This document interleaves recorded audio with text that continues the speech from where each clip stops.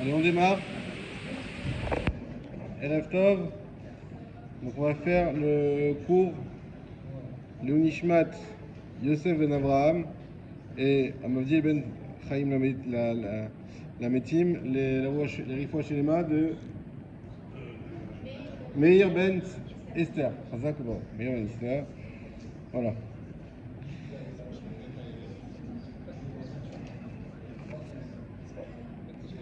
On y go?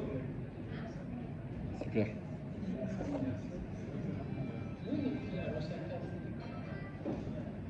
Tout le monde est ok? Super.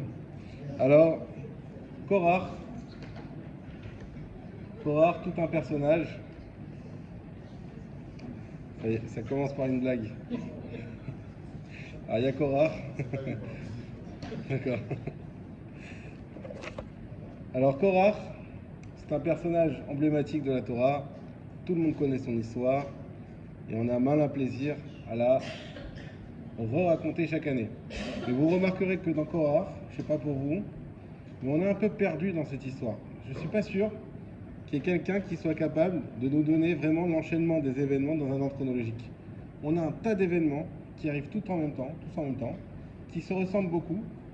On voit qu'il y a des magnifotes, on voit qu'il y a des punitions, on voit qu'il y a des choses terribles qui se passent, mais qui s'enchaînent, et c'est très compliqué, et qui se ressemblent beaucoup. Et donc c'est très compliqué de retracer la chronologie des événements. Donc ce qu'on va faire ce soir, bien sûr en les commentant, avec des commentaires que vous aurez sûrement déjà entendus, et d'autres que vous aurez sûrement jamais entendus également. Comme ça, on aura Bezrat Hashem pour tous les goûts. Alors, Korach, Vaikar Korach. Donc Korach, c'est la première manifestation, première révolution qui se fait dans l'histoire. Korach, il décide une chose, il dit à Moshe Rabbeinu, pourquoi Lama titnaseu al ke'al Adonai? Pourquoi tu serais le prince de la nation d'Hachem? Korach, c'est un anti-leadership. Il remet en cause le fait qu'on ait un dirigeant, tout simplement. Pourquoi il y aurait un dirigeant alors qu'on est tous des Nevi'im? On a tous vu Dieu, on a tous parlé à Dieu. Peut-être toi un peu plus, nous un peu moins. Mais ici, on est tous des tzadikim. Korach, c'est un éminent tzadik. Un homme d'une perspicacité incroyable. D'ailleurs, on va en parler. Comment il a pu se tromper à ce point-là alors qu'il était si intelligent. Et il était évidemment extrêmement riche aussi. Donc, Korach, c'est une personnalité lourde. C'est pas n'importe qui. La base de ce problème, c'est que s'il regarde la hiérarchie chronologique dans les naissances, c'est lui qui aurait dû être Cohen. Donc lui, il vient, il dit, je comprends pas, ok, Moshe était roi, en gros, mais quoi, tu nommes ton frère Cohen, c'est une mafia le truc. En fait, tu es en train de prendre le pouvoir, et puis tu vas donner à tes enfants, et puis quand ton beau-père il arrive, on lui fait la fête, mais je comprends pas. Et nous, on est Lévi aussi. Moi aussi, j'ai une part, et je suis un Lévi qui est au-dessus de ton frère. C'est moi qui aurais dû avoir la Kivuna. C'est sur ça que Korach il démarre. Et sur ça, Béhémet il a discuté. Mais après, il continue. Il dit, d'ailleurs, même toi, que tu sois roi, ça me pose un problème. Qui a dit que toi? Qui a dit que tout ça, en fait, c'est toi qui l'as fait? Qui a dit que Dieu t'a envoyé? Alors, c'est énorme de dire ça, parce qu'on a entendu Dieu au Har Sinaï. Mais on n'a pas entendu Dieu nommer Moshe. On peut toujours trouver une ambiguïté. On peut toujours dire que Moshe, c'est un homme extraordinairement bon en magie, qui fait des choses incroyables, et que tout ça, finalement, Dieu ne l'a pas nommé. Et tout ça, il a fait son propre chef. Peut-être d'ailleurs que c'est lui qui a été voir Dieu et qui lui a demandé d'avoir ce pouvoir. Qui sait? Qui connaît cette histoire? Ou on connaît nous l'histoire que Moshe était un ave, Mikol Adam, et qu'il ne voulait absolument pas être nommé. Donc Korach, il vient, il remet tout en cause. Et quand on commence, alors la suite, ça va mal se terminer pour lui, on va y venir. Mais la première question, est-ce qu'on peut se servir de cette histoire pour dire que la Torah est contre les révolutions? Que la Torah est contre les remises en cause des leaders? Et ça, c'est quelque chose qui s'est développé dans toute l'histoire du monde. Chaque fois qu'il y avait un roi, on appelait ça un roi de nomination divine. Il disait, si je suis roi, c'est bien la preuve que Dieu veut que je le sois. Et si donc, parce que sinon, on ne peut pas faire ce que Dieu ne veut pas. Donc c'est Dieu qui m'a mis à ce poste-là, on est bien d'accord. Et donc si j'y suis, c'est que je dois y être. Et donc tout le monde doit se taire. Et je fais ce que je veux. Si t'es pas content, c'est pareil, t'avais qu'à y être, sauf que Dieu, il t'a pas nommé à toi. Et c'est comme ça que dans tous les royaumes du monde, les rois ont imposé leur volonté et qu'on avait des monarchies absolues avec des injustices incroyables. Et donc, on peut se demander, est-ce que la Torah, vraiment, elle est sur cette lignée de dire, effectivement, oui, on a un exemple dans la Torah, c'est Korach, qui s'oppose au roi, et il va mal finir. Il va mourir, je vous donne tout de suite la fin. Il va mourir. Donc, lui et toute sa famille et son assemblée, tous ceux qui vont être avec lui. Donc, est-ce que la Torah est contre ça? Alors, le Rav Kook, il nous donne une réponse. Le Rav Kook, il dit pas du tout. La Torah, elle n'est pas contre la révolution. La Torah, elle n'est pas contre le fait de remettre en cause. La question, c'est quelle est ton intention? Korach, il vient pour remettre en cause, mais il ne propose rien du tout. Parce que Korach, tout le monde le sait, il ne compte pas dispatcher le pouvoir auprès du peuple, il compte le prendre le pouvoir. Donc il dit oui, Moshe, qu'as-tu de plus que nous? Mais le sous-entendu, une fois que le peuple l'aide avec sa force à revirer Moshe, bah maintenant c'est moi Moshe, c'est moi le roi. Donc en fait, qu'est-ce que tu proposes de plus? C'est quoi ta révolution?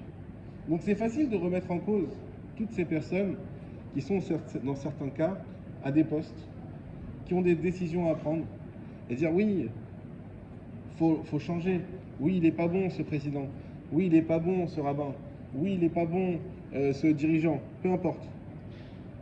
Oui mais toi tu proposes quoi? Et dans quel but tu fais ça? Est-ce que tu fais ça parce que tu sens qu'il y a un problème communautaire, tu sens qu'il y a un problème dans ta ville, le maire est pas bon, il y a des choses qui se passent pas mal, il y a de la délinquance, on laisse tomber une certaine catégorie de personnes, où tu sens une révolution parce que tu sens qu'il faut faire quelque chose, et là c'est positif, ou est-ce que tu fais ça pour toi? Et la Torah nous répond, Vaikar Korach. Tout le monde pose la question, Vaikar Korach, il a pris Korach, Vedatan, Vaviram, on voit toute la suite, mais on voit pas qu'est-ce qu'il a pris. Il a pris quoi? Une fourchette, un couteau, une arme? Qu'a pris Korach? En fait, Korach, on ne voit pas de réponse. Il n'a rien pris. Ce qu'il a pris, c'est qu'il s'est pris lui-même et il a tout voulu prendre pour lui. Korach, il est arrivé avec une intention de prendre. À partir du moment où on arrive avec cette intention de prendre, alors tout ce qu'on va faire ensuite va être complètement biaisé. Parce qu'on va le faire dans un spectre de prendre. Et je pense que c'est à peu près ce que disait Dan au shiur de dimanche soir dernier, cette idée de vouloir prendre. Donc la Torah, ce qu'elle vient nous dire ici, en aucun cas ne se servir de la Torah. Il y a des gens des fois qui veulent se servir de la Torah pour faire passer un message si j'ai envie de faire passer. Il n'est pas du tout admissible de dire que la Torah, elle est contre la remise en cause des leadership. La Torah, elle n'est pas contre. La Torah, ce qu'elle demande, c'est tout simplement de l'amour dans la remise en cause.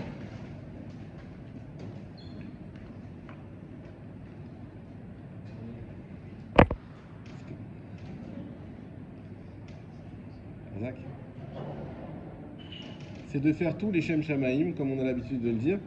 Et ça, c'est le début de la rébellion. Alors Korach, il n'est pas seul, parce que s'il était seul, on n'en aurait même pas parlé. Il est avec 250 dirigeants, chefs de famille, chefs de clan, on pourrait dire. Attends une minute. On me demande d'attendre une seconde pour...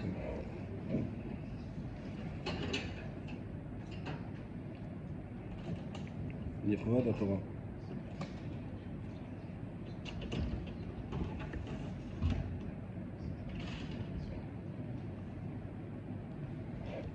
Donc Korach, comme on a dit, il réunit avec lui quand même beaucoup de dirigeants, beaucoup de chefs, beaucoup de gens, encore une fois, qui étaient eux-mêmes des personnalités du peuple juif. Et donc finalement, il est crédible dans sa demande. Parce que si tu réunis avec toi beaucoup de gens crédibles, c'est que toi, tu es crédible. Et quand il va voir Moshe, c'est très intéressant la réaction de Moshe. Comment devrait réagir Moshe? On connaît Moshe depuis un certain moment, on sait qu'il est Anav, on sait qu'il adore le peuple juif, on sait aussi que sa mission lui pèse lourd. Il n'y a pas longtemps, il a dit à Dieu, je préfère mourir que continuer, donc c'était quand même il sait qu'il en a un peu ras-le-bol, même s'il les adore, les juifs. Donc à ce moment-là, Moshe, il vient de prendre aussi un désaveu énorme. Moshe, il est arrivé en Égypte, il n'a pas dit aux Juifs, venez avec moi, on va recevoir la Torah. Il a dit, venez avec moi, on rentre en Israël. Ça, c'est le projet de Moshe. C'est la promesse de Moshe. Hein, c'est comme un président qui, avant d'être... Vous, si vous m'élisez, c'est ça qu'on dit, réforme des retraites dans les 6 mois qui suivent. 10 ans plus tard, pas de réforme. Bon, tu dis, il y a un problème. Elle est où la... Donc, on a une promesse de Moshe. On a une promesse électorale de Moshe, parce que le peuple, il fallait qu'il suive Moshe. Et sa promesse, c'est quoi? C'est d'aller en Israël. Et là, on arrive, Shlach Lecha, pas d'Israël. Et qu'est-ce qu'il leur dit? Vous allez mourir dans le désert. Tous. Il ne restera que les moins de 20 ans. Que les moins de 20 ans. Donc là, Moshe, il a une perte de leadership, justement. Il a une perte de crédibilité. Et Korach, il arrive pile à ce moment-là. D'ailleurs, Moshe, qu'est-ce qu'il fait à un moment donné? Il va voir Dathan et Aviram, qui étaient les piliers, les soutiens les plus forts de Korach. Il va leur tendre la main. Arrêtez-vous là, s'il vous plaît. Stop. Et ils lui disent quoi? Elle est où ta terre de lait de miel? C'est ce sable, la terre de lait de miel. Donc viens pas, on ne veut même pas te répondre. Pour nous, tu ne sers plus rien. Et quelque part, Moshe, c'est quelque chose qui l'atteint, ça. Et on va le voir pourquoi juste après. Donc comment il réagit, Moshe? Moshe, il tombe sur sa face. Il tombe, il s'écroule. C'est-à-dire quand il voit Korach arriver et lui négocier son pouvoir qu'il ne veut absolument pas. Imaginez-vous dans la tête de Moshe. Moshe, il fait tout pour se débarrasser de ce pouvoir. Dieu lui met une pression folle pour qu'il le garde en disant non, c'est toi et pas un autre. Et on vient lui dire quoi? En fait, tu t'es octroyé tout seul ce pouvoir. Et il voit une assemblée de ses frères, les Lévi'im, la tribu qui n'a pas fauté, la tribu qui n'a pas subi l'esclavage en Égypte, la sainte tribu, et sa tribu à lui. Ils viennent, ils lui disent, dans toute l'histoire du peuple juif, on a toujours vu que les tribus soutenaient leurs chefs. Et toutes les guerres qu'on a eues, même, Dieu préserve, dans la communauté d'Israël, c'était entre tribus. On n'a jamais vu que dans une même tribu, on se fasse la guerre. David était soutenu par la tribu d'Yehuda tout au long de ce qui s'est de ses périples, même quand il était contre Shaoul, parce que Shaoul était de Binyamin.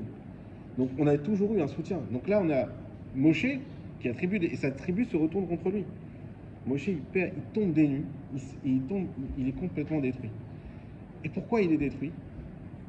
Il est détruit parce qu'il se dit mais comment je vais faire pour les sauver cette fois-ci? Ça fait déjà 3 fois. Il y a eu l'épisode de Kervot Atahava, l'épisode du Vaudor, l'épisode de Shlach Lecha, et à chaque fois il s'est battu pour que Dieu conserve ce peuple. Donc on a un niveau d'acceptabilité du peuple qui est très bas. Chaque Hachem, à un moment donné, sa Midat Hadin, elle se fait repousser par la Rachamim, mais il y a une limite à ce qu'on peut faire. Et à ce moment-là, il dit mais qu'est-ce que je vais dire à Dieu? Parce que Moshe, lui, il sait tout. Eux, ils ne savent pas. Mais lui, il sait qu'il ne veut pas, il sait que Hachem, il lui dit, il sait qu'il est sadique. Il ne faut pas croire que Moshe, il croit. Anav, ça ne veut pas dire qu'il ne croit pas qu'il est sadique. Il sait que c'est un immense sadique. Il dit, mais si il s'entraîne à moi, regardez, Myriam, qui a juste parlé avec une bonne intention de Moshe, était en nidouille, etc.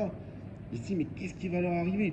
En plus, c'est, vous savez, dans le droit, il y a, quand on fait une infraction, il y a une infraction en bande organisée. C'est-à-dire, quand tu fais une infraction tout seul, il y a un certain nombre de pénalités, de peine, et quand c'est en bande organisée, c'est x10. Donc là, on est en bande organisée. On se met tous contre Moshe. Se mettre contre Moshe, se mettre contre Dieu. Il n'y a rien d'autre. Et Moshe, il tombe des nuits, il ne sait pas quoi faire. Il dit, comment je vais faire? Alors il commence à leur parler gentiment. Il dit, regardez, vous êtes des Lévis, vous êtes déjà une tribu qui est graciée, vous avez déjà de la chance, vous êtes déjà mis au-dessus. Rav Lachem Ben Lévi, c'est déjà beaucoup ce que vous avez. Qu'est-ce que vous voulez de plus? Au moins vous, ok, les 250 autres ne sont pas des Lévis, mais vous êtes des Lévis. Ils ne veulent rien entendre. Et là, Moshe commence à durcir le don et il sort une carte Joker. Il sort une stratégie et il mise tout là-dessus. Il dit, je vais leur faire peur. J'ai une stratégie pour la faire peur, c'est quoi? C'est les Ktorettes. Pourquoi? Les Kétorettes. Pourquoi? Parce qu'on connaît tous l'épisode qui est juste avant, avec les fils d'Aaron qui ont offert des kétorets sans permission et qui ont été consumés par leur propre kétoret. Alors, beaucoup d'explications, je crois qu'on avait déjà un petit peu parlé ici, mais peu importe, on ne revient pas dessus. Mais tout le monde a peur des kétorets. C'est-à-dire que tout le monde a vu ça, un truc de fou, un feu qui rentre et il les consume, paf, un tas de poussière. C'est-à-dire que les kétorets, tout le monde tremble de ça, plus que de Moshe. Donc, il dit voilà, c'est ce qu'on va faire, on va faire des kétorets. Donc les kétorets, c'est des encens. C'est un bâton, on met des encens dessus, on fait brûler, comme ce qu'ils ont fait. Vous voulez les 250 être tous Cohen? Eh bien, on va vous mettre les 250, chacun une kétorette, et Aaron une kétorette. Et on va voir ce qui se passe. Moshe, il est absolument certain qu'à ce moment-là, tout le monde va dire laisse tomber, t'as raison. C'est pas la peine. Ça vaut pas le coup. Il est sûr de mater la rébellion avec cette épée Damoclès qu'il leur met sur la tête. Et à sa grande surprise, ils sont tous ouais, ok, kétorette demain, rendez-vous 8h. Et Moshe, il est complètement abasourdi. Qu'est-ce qu'il fait? Alors déjà, on revient sur la question. Comment Korach? Ok, Korach, on comprend, justement, c'était quelqu'un de fort, de lourd, etc. Donc il veut prendre le pouvoir. Ok. Maintenant, quand on le met face au kétorette, il sait très bien ce qui va lui arriver, Korach. C'est-à-dire Korach, encore une fois, c'est un imminent sadique, c'est quelqu'un d'intelligent. C'est quelqu'un qui a dit à Moshe, regarde, Moshe, à quoi ça sert si j'ai un... Normalement, dans le tzitzit, à la base, on avait un fil bleu. Le bleu azur qui rappelle le ciel et la Hirat Shamaim. Donc il dit, moi, si mon habit il est tout bleu, j'ai besoin d'avoir des tzitzit. Le but du bleu, c'est de voir le ciel, de repenser au ciel, d'avoir la crainte d'Hachem. Mais j'ai la crainte d'Hachem totale, c'est-à-dire que je suis habillé tout en bleu, de la tête aux pieds. Mes chaussettes même, elles sont bleues. J'ai besoin du tzitzit. J'ai dit, je sais pas, oui, c'est écrit, on mettre des tzitzit.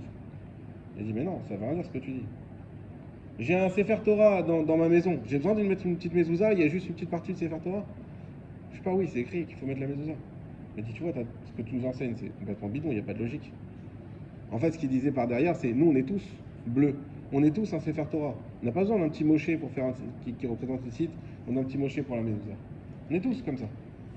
Et donc, Korach, il y avait des arguments de poids que Moshe, il n'a pas pu répondre. Alors que Moshe, il avait une chorma incroyable qu'il a appris directement d'Hachem. Donc il n'a pas pu lui répondre. Donc, encore une fois, Korach, il est là. Alors c'est quoi son erreur? Son erreur, elle est comme ça. C'est que Korach, justement, dans sa grandeur, il était aussi prophète.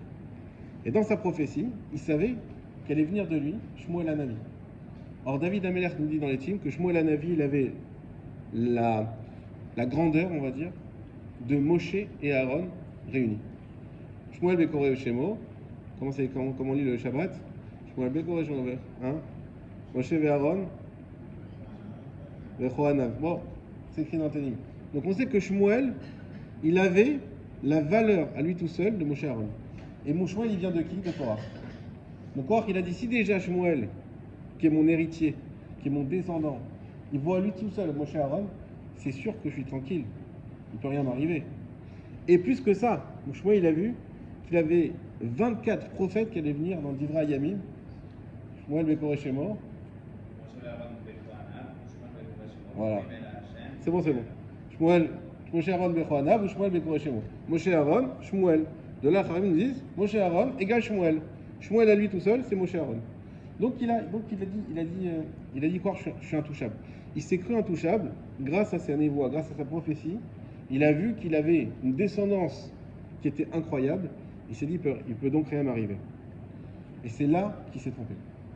Il s'est trompé comment? Tout simplement avec sa gave. Encore pire que la soif de pouvoir, c'est la gave. Parce qu'encore la soif de pouvoir, elle peut être dictée par notre intellect. Par contre, la gava, l'orgueil, il nous aveugle, mais de tous les côtés. Il n'y a plus d'intellect, il n'y a plus de sensibilité à la vérité, il n'y a plus de cœur, il n'y a plus rien. Lorsque l'orgueil entre en jeu, quand vous avez deux personnes qui sont disputées en public, pour les rabibocher, il faut s'accrocher. Parce qu'il y a un orgueil qui est en jeu. Et ça, c'est très dur, et c'est une leçon pour nous, de ne pas se faire dicter par l'orgueil.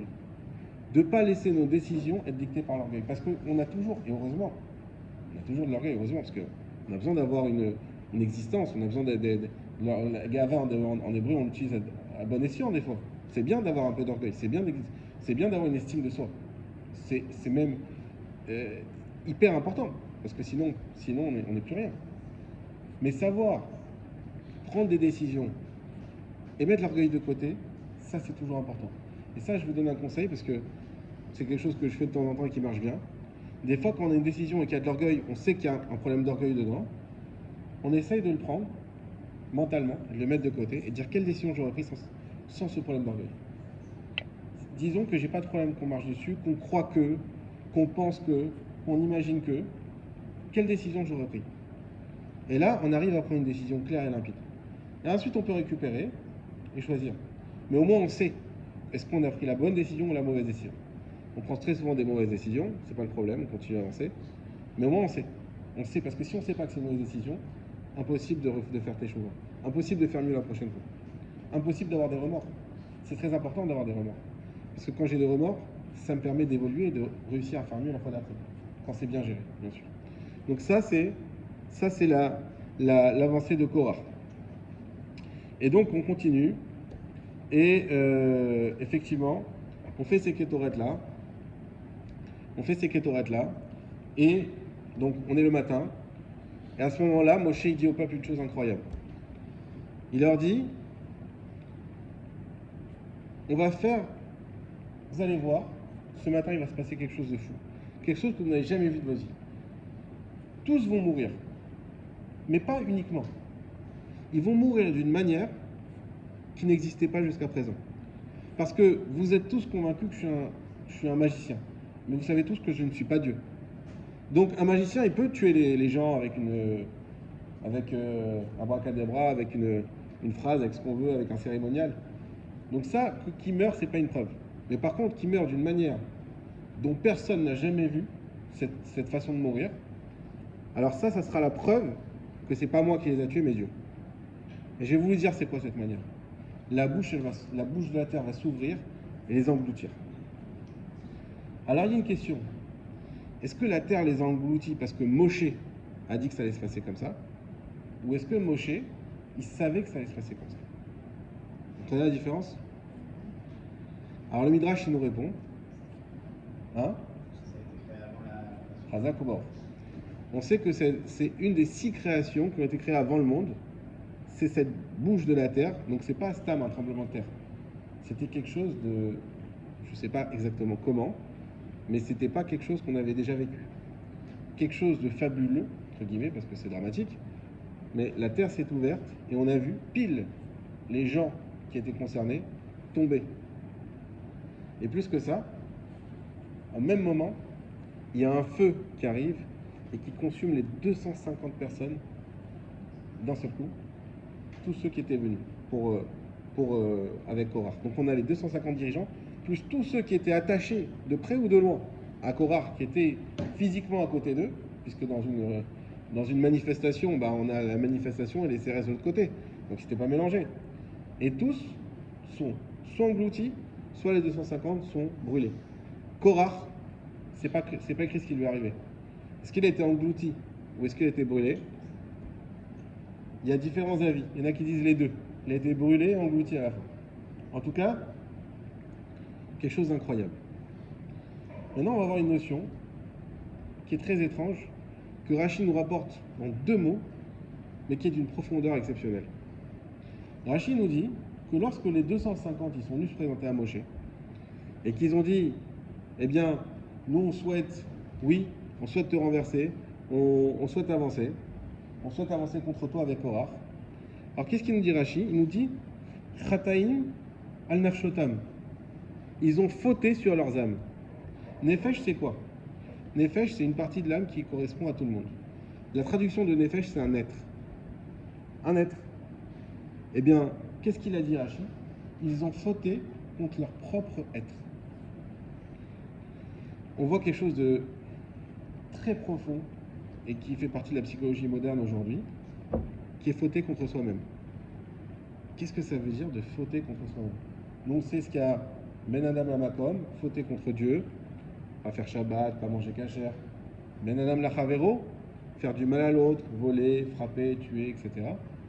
Mais fauter contre soi-même, Rashi qui nous le dit en 2 mots, qui le balance comme ça, comme si c'était rien du tout. Et nous, on est étrangers à ce discours. On n'a pas l'habitude d'entendre cette idée qu'on peut fauter contre soi-même.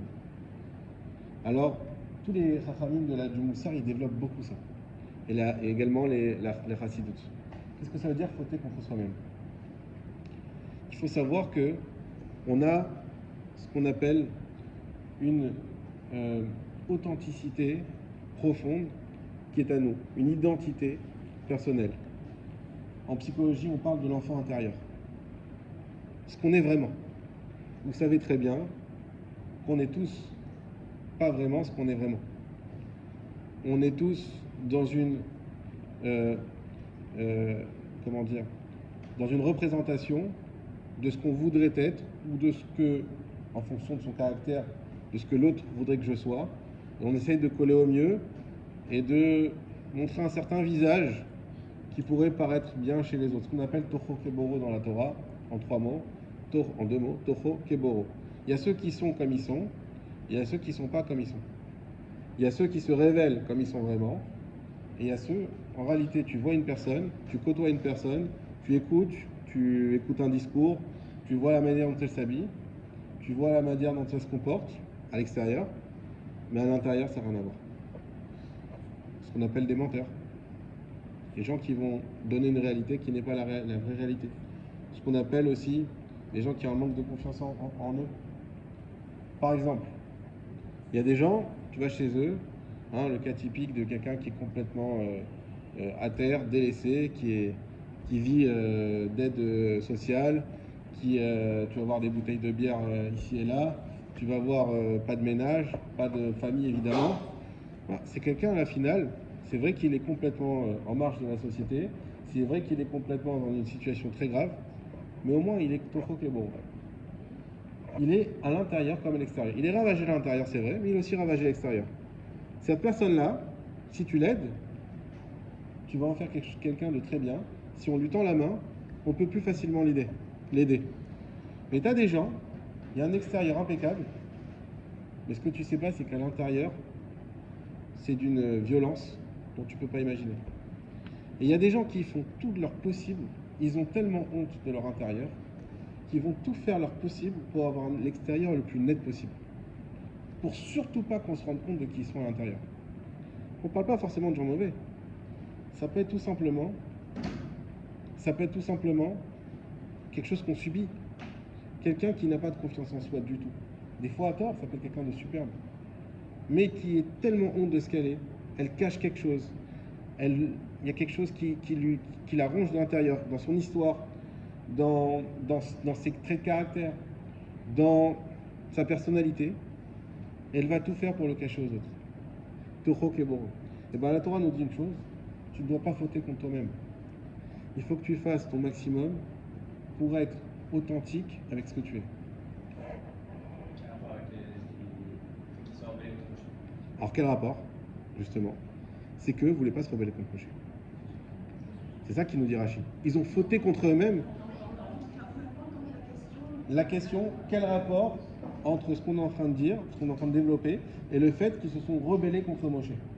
Et bien, ce que Rashi, justement, on y est arrivé, ce que Rashi nous explique, c'est que eux, profondément, ne voulaient pas se rebeller contre Moshe. Le seul qui voulait, c'était Korach, à la limite d'Atan et Aviram. D'ailleurs, vous savez qu'il y en a un quatrième. C'est qui? On Ben Pellet. On Ben Pellet, au tout début, on parle de lui. Les femmes, vous allez aimer. Au tout début, on parle de lui, et puis après, on parle plus de lui. Il a été sauvé, celui-là. Il n'est plus dans l'histoire. Exactement. Parce que sa femme, elle a vu le truc, elle a dit, écoute, laisse tomber, c'est pas bon. Lui, il s'est entêté, si, non, mais attends, qu'est-ce qu'il a dit justement, On Ben Pellet? Ça répond à une question. Il a dit, franchement, il a parlé avec sa femme, il dit, t'as raison. T'as raison, je sais pas, il y a ce qu'on appelle Roar Shtout. On est devenu dingue. On s'est laissé monter le bourrichon, et exactement. Elle a dit, mais maintenant, je suis lancé. C'est trop tard. Des fois, on dit que c'est trop tard, mais c'est pas trop tard. T'as tout fait, t'as réservé, tu sais qu'il faut pas y aller, n'y va pas. Tu n'y es pas encore, ok, t'es engagé à un certain point. Mais si tu sais qu'il faut pas y aller, n'y va pas. Lui, il a dit, mais je suis engagé, je suis sur les statuts de la Mouta contre mon cher Rabbeinu. Ok, t'es sur les statuts, mais ça y est, c'est pas grave. Reste, c'est ta vie qui est en jeu, pas que la tienne, la nôtre. Parce que les familles ont été prises aussi. Donc, qu'est-ce qu'elle fait? Ok, tu peux pas, il n'y a pas de problème. T'as raison. elle le fait boire, elle l'endort, elle se met devant la porte, les cheveux découverts. Alors les gens, ils voient une femme avec les cheveux découverts, on ne regarde pas parce qu'on parle d'une génération d'ordéas. Ok. Et ils passent, ils viennent pas le chercher. Donc on parle de ceux qui voulaient faire la guerre contre Moshe. Hein. Donc ils ont un niveau de tzidkout qu'ils ont dit on préfère ne pas aller chercher un des piliers plutôt que passer devant sa femme qui a la tête découverte. Ils n'ont pas été le chercher et il a été sauvé grâce à sa femme. Donc on voit aussi des fois utiliser aussi le Yetzer Hara à bon escient pour sauver. Donc il a sauvé et il a été sauvé. Mais ce qu'on voit ici, c'est qu'en réalité, foncièrement, leur Neshama, c'était des tzadikim qui n'avaient aucun intérêt, aucune envie de se rebeller contre Moshe Rabbeinu. Ils ont fauté contre eux-mêmes. Ils ont fauté contre leur Neshama. La Neshama, c'est quoi? C'est qui on est. C'est l'essence la plus pure. Les Chachamim nous disent, tu crois que tu t'appartiens? Tu ne t'appartiens pas. Tu ne t'appartiens pas. En aucun cas, tu ne t'appartiens. Toi, les gens ils disent, non mais moi, je fais ce que je veux. Mais toi, tu n'es pas à toi. On n'a pas le droit de faire un tatouage. On n'a pas le droit de se scarifier le visage. On n'a pas le droit de se faire du mal. On n'a pas le droit de faire des jeûnes à répétition qui nous mettent en danger. On n'a pas le droit de passer des nuits sans... Non, ça oui. On n'a pas le droit de passer des nuits à ne pas... Vous savez, il y a dans les chivotes, la grandeur, c'est ceux qui dorment le moins. C'est ça l'idée. Donc ceux qui vont étudier tard et se réveiller tôt. Mais sauf que quand on est à 18 ans et qu'on n'a pas été le fils de Baba Salé, on n'est pas capable, on n'est pas habitué à faire ça. Donc ces gens, tu te retrouves comment? Tu te retrouves finalement, au bout d'un mois, tu fais ça, ça y est, et après un mois, tu finis à devoir dormir un mois entier sans te réveiller, et tu es complètement HS. On n'a pas le droit de se mettre en danger.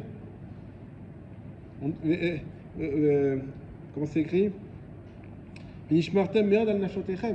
On doit faire très attention à Nafshotechem, on retourne le temps nefesh, à son être. Donc il y a une chose qui est très importante qu'on doit retenir d'ici, et je vous fais après la fin de la paracha rapidement, c'est qu'une personne, Dieu lui donne une mitzvah très dure et très claire. Méod, c'est pas écrit Méod souvent dans la Torah. Beaucoup faire attention à soi. Avant tout. Avant tout le reste. Et c'est Dieu qui te l'ordonne. Ou bacharta bachaim. Et tu choisiras la vie. Combien de fois on l'a dit dans cette guerre, qu'on n'est pas, contrairement à ce qu'ils veulent nous faire croire, on n'est pas un peuple guerrier. On n'est pas un peuple de mort. On est un peuple de vie. On est un peuple qui fêtons uniquement la vie, jamais la mort. La mort, c'est qu'on n'a pas le choix. La mort, c'est quand la Torah nous dit, on court derrière toi pour te tuer avec un glaive, toi tu le premier. Si c'est un juif, tu as forte raison, si c'est quelqu'un d'autre. Il te court derrière avec un glaive, toi tu dois le tuer le premier. Tu dois... On doit faire très attention à soi. Et donc ça, c'est quelque chose qui doit être dans nos priorités, de faire toujours attention à nous-mêmes. Et c'est pas de la gava, c'est pas de l'égoïsme, parce que nous-mêmes, on appartient à Dieu. Et en faisant attention à nous, on fait attention à ce que Dieu il a investi en nous. Pourquoi? Parce que pourquoi on est là? On est là pour être des agents d'Hachem. Donc comme on est des agents d'Hachem, un agent, si vous avez un agent commercial dans une société, peut-être que lui gagne pas grand-chose, mais quand il arrive en tant que commercial, il va louer une voiture de Mercedes, il va avoir un costard magnifique, parce que son patron il dit, écoute, non, si tu veux être, ce que tu as, ton niveau social à toi c'est une chose, mais quand tu représentes la société, tu as intérêt à être comme il faut. Et c'est ça qu'on est nous tous en tant que juifs. Nous sommes des agents d'Hachem. Et notre corps ne nous appartient pas. Il appartient à Hachem. Et pour ça, Hachem nous donne une mitzvah de faire attention à nous. Et faire attention à nous, c'est pas que on en parle souvent de la santé, bien sûr que c'est important, mais c'est pas que ça, c'est la psyché aussi.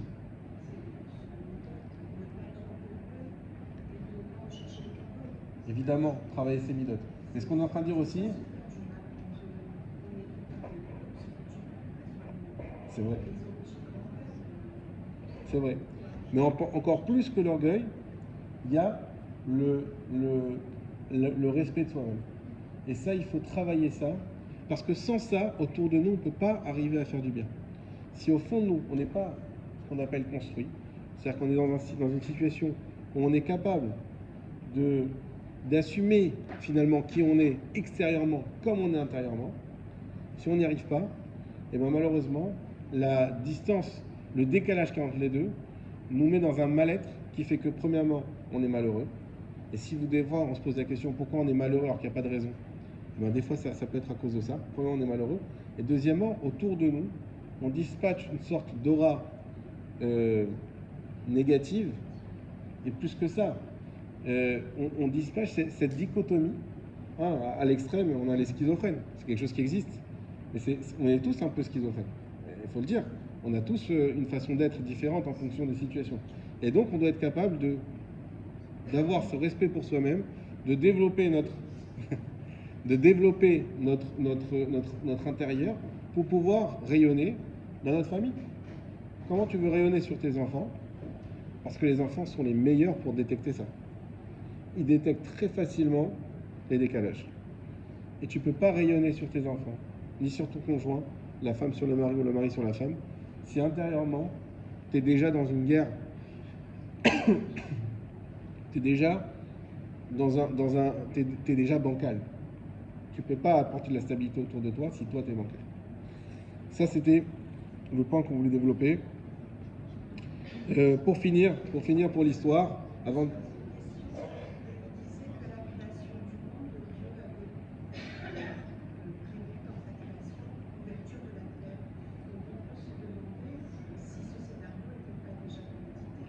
Non.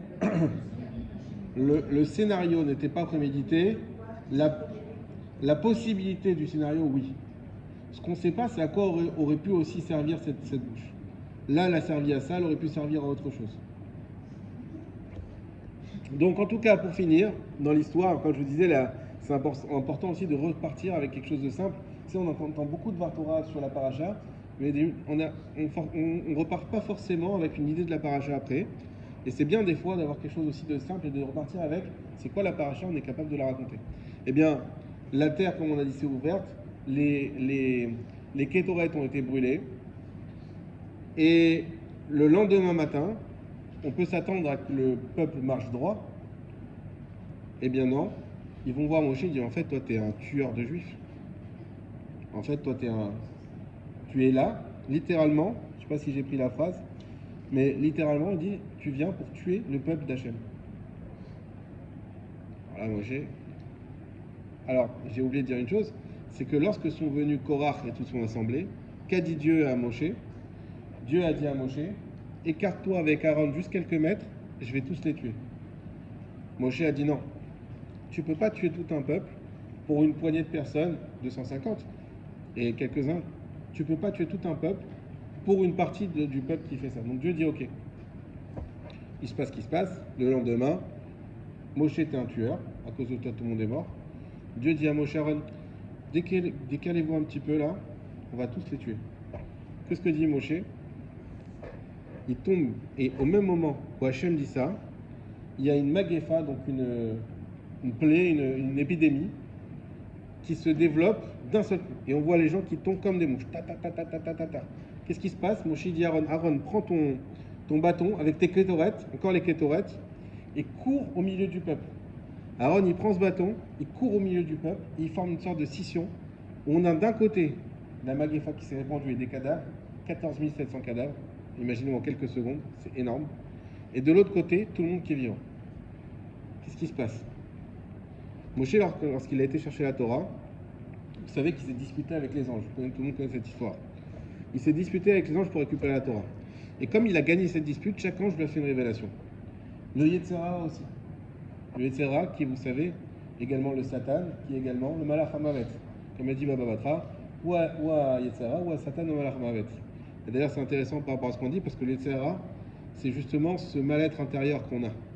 Alors que le Satan, c'est lorsqu'on a une attaque extérieure. Et donc, le Yetzirah a dit à Moshe, je vais donner un secret. Pour me combattre, ma seule faille, c'est les kétorettes. Et donc Moshe savait qu'avec les kétorettes, Aaron pouvait sauver le peuple. Et lorsque, écoutez ces fabuleuses contes du Midrash, c'est lorsque Aaron est arrivé avec ses kétorettes, il a empoigné le Malach HaMavet, qui est le Yetzirah, et il l'a empêché de continuer. Et le Malach HaMavet lui dit, mais lâche-moi. Aaron, il dit, hors de question, j'ai reçu ordre de Moshe de te tenir. Et lui, il dit, mais Moshe, ok, mais moi j'ai été envoyé par Dieu. C'est qui gagne à ton avis? Et là, on voit cette paracha qui donne toute la crédibilité à Moshe, qui lui redonne sa crédibilité. Qu'est-ce que lui dit Aaron? Il dit, mais t'as pas compris. Moshe et Dieu, c'est pareil. Moshe, il ouvre jamais la bouche si Dieu l'a pas demandé. Moshe, c'est un conduit, c'est un... On a parlé de la notion de Bitoul il y a quelques semaines avec Mordechai Bétan.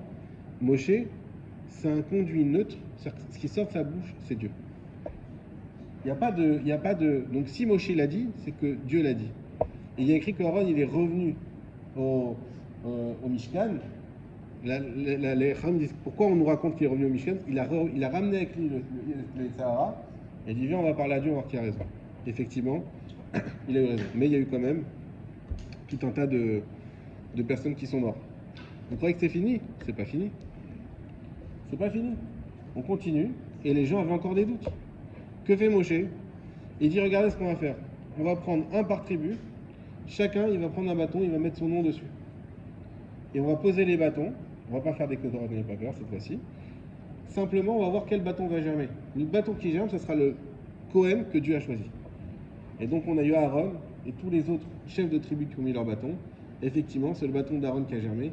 Et là, tout le monde a été convaincu et a compris que Aaron était celui qui avait été nommé par Dieu et non pas nommé par Moshe Rabbeinu. La suite de la paracha, elle finit sur tous les prélèvements qu'on doit donner aux Kohanim, puisqu'ils accordent leur vie au service divin. Donc le peuple doit, en contrepartie, leur donner de quoi manger, de quoi vivre. Donc des prélèvements financiers, des prélèvements de fruits et légumes, des prélèvements de bêtes aussi. Et également les Lévim qui doivent en recevoir. Et les Lévim eux-mêmes qui doivent aussi donner aux Kohanim. C'est le principe du Maaser, Maaser Katan, Maaser, la Trouma, etc. Alors il nous reste pas beaucoup de temps. On a commencé 2 minutes en retard, on prend 2 minutes de plus pour faire les halachot de Shabbat. Donc on continue. Sur les halachot de Shabbat, donc on était en train de parler de Dibour, de ce qui est interdit de dire pendant Shabbat. Et on va parler maintenant de ce qu'on peut lire ou préparer. Vous savez que dans Shabbat, il y a un problème de lire certaines choses. Et il y a aussi un problème de achana. Achana, c'est préparer du Shabbat pour le Chol. Alors, première question, peut-on lire des factures pendant Shabbat? Hein? Lire, on prend un document de facture, on les lit. sur ce qu'on a dit la dernière fois. La dernière fois, c'était sur parler. Nafon. Les factures, elles sont mouktsé de base. Elles sont mouktsé, pourquoi? Parce que ce sont des documents qui sont inutiles au Shabbat, qui parlent de Chol, et dont on a peur de les perdre. Ces documents qui sont précieux. À l'oral. À l'oral, sans document. Les documents eux-mêmes, non. Les documents, on n'a pas le droit de les toucher. Non. La dernière fois, on parlait juste de ce qu'on a le droit de dire, des discussions permises et interdites.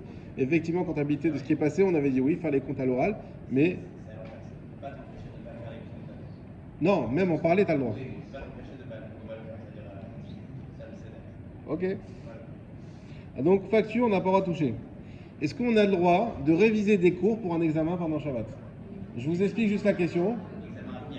Un examen à venir. C'est quoi le problème? C'est un problème de Achana. On dit que Shabbat, on n'a pas le droit. Vous comprenez que la sainteté du Shabbat et l'importance qu'on va montrer au Shabbat, c'est dire on se concentre que sur toi.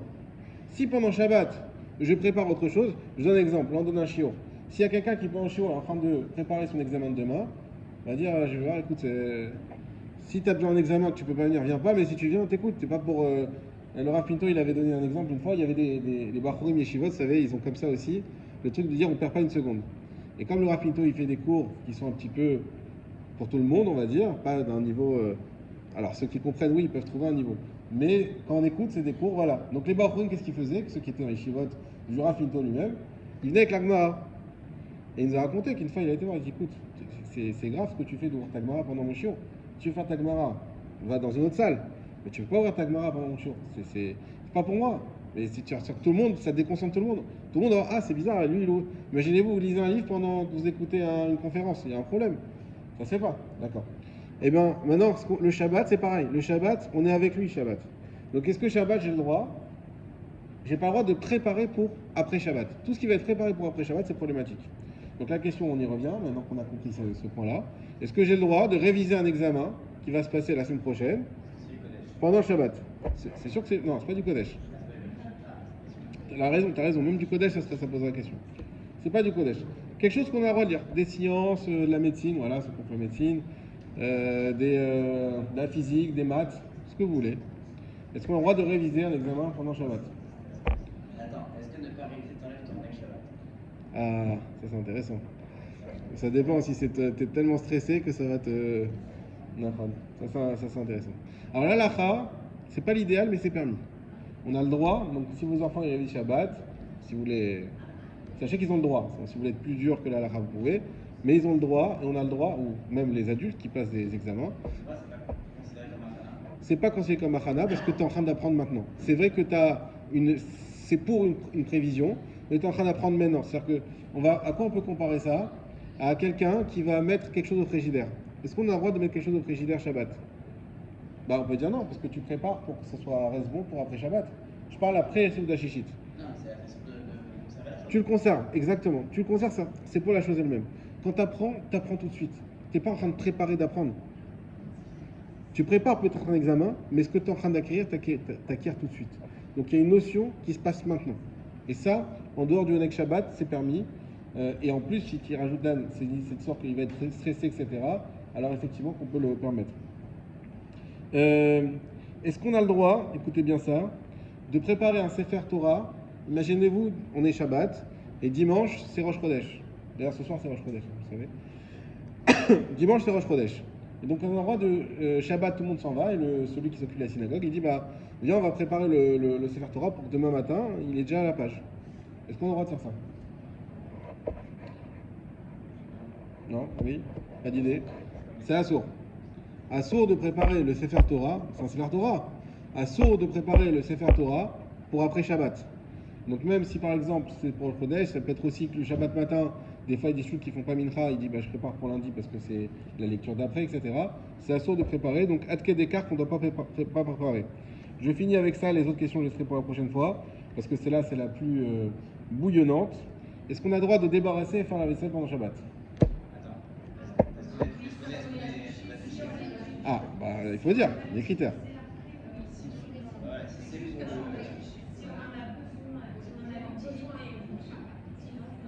D'accord. On va en parler la semaine prochaine de la vaisselle parce qu'on n'a pas le temps maintenant. Il y a une question sur la vaisselle. Est-ce qu'on peut mettre dans le lave-vaisselle? Mais alors la réponse. Premièrement. Alors si ça te dérange vraiment pas. Si ça te dérange, mais alors on va parler de ça. Mais pourquoi ça te dérange? C'est quoi la source du dérangement? Alors premièrement, on va parler de ce qui est le plus simple. Tout ce qui est verre. On a le droit de tout laver, tout le temps, sans aucune... Pourquoi? Verre, les verres pour boire. Les verres pour boire, pas en verre, les verres pour boire. Pourquoi? Parce que les verres, on en a toujours besoin. Toujours, on prend, on boit, il n'y a pas de truc. Jusqu'à la... Si on fait la Seuda Shishit à la maison, en fait, le dernier repas, pour faire simple. Après le dernier repas, ça, dans des maisons, ça va être le Seuda Shniya, parce que les hommes, ils vont faire Seuda Shishit à la synagogue, et que les femmes, elles vont prendre un petit thé ou quoi, mais pas un vrai repas. Ou la Seuda Shishit si on fait à la maison. Donc le dernier repas. Après le dernier repas, le problème c'est que ce qu'on va laver, c'est pas pour Shabbat. C'est pour après Shabbat. Donc c'est assourd. Parce qu'on est en train de préparer pour après Shabbat. Maintenant vous l'avez dit, ça nous dérange. Alors pourquoi ça nous dérange? Et ça, mesdames, il faut être... On a parlé de honnêteté intérieure, etc. Ou messieurs qui font la vaisselle.